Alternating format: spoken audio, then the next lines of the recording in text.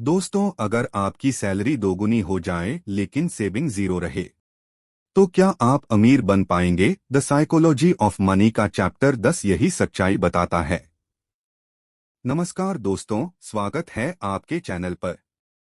आज हम समझेंगे द साइकोलॉजी ऑफ मनी का चैप्टर 10 सेव मनी, जहां मॉर्गन हाउसल बताते हैं कि पैसा बचाना क्यों वेल्थ बनाने की सबसे जरूरी आदत है। इस अध्याय में मॉर्गन हाउसल बताते हैं कि ज्यादातर लोग पैसे को कमाने पर ध्यान देते हैं, लेकिन पैसा बचाने की ताकत को कम आंकते हैं। लेखक के अनुसार वेल्थ बनाने का सबसे भरोसेमंद तरीका ज्यादा कमाना नहीं, बल्कि जो मिलता है उसमें से बचा पाना है।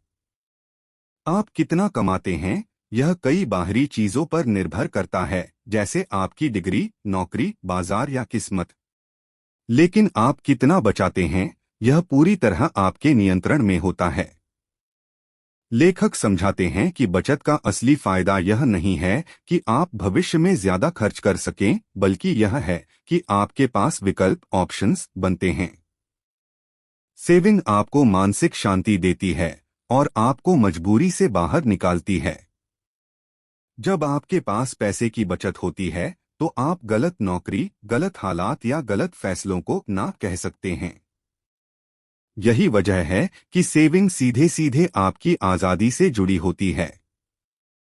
इस अध्याय में यह भी बताया गया है कि सेविंग का मतलब यह नहीं कि आप दुखी जीवन जिए या हर खुशी छोड़ दें।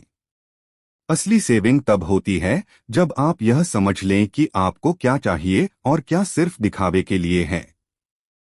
जो लोग हर बढ़ती इनकम के साथ अपना खर्च भी बढ़ा लेते हैं, वे कभी वेल्थ नहीं बना पाते।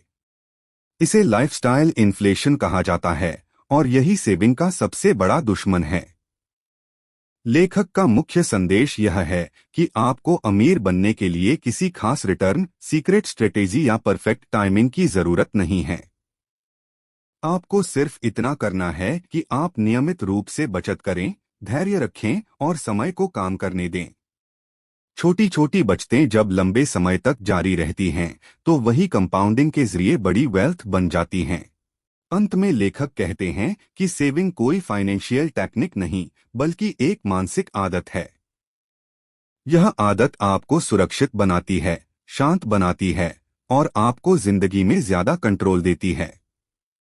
जो लोग बचत को समझ लेते हैं, वे भले ही बाहर से अमीर न दिखें, लेकिन अंदर से सबसे मजबूत होते हैं।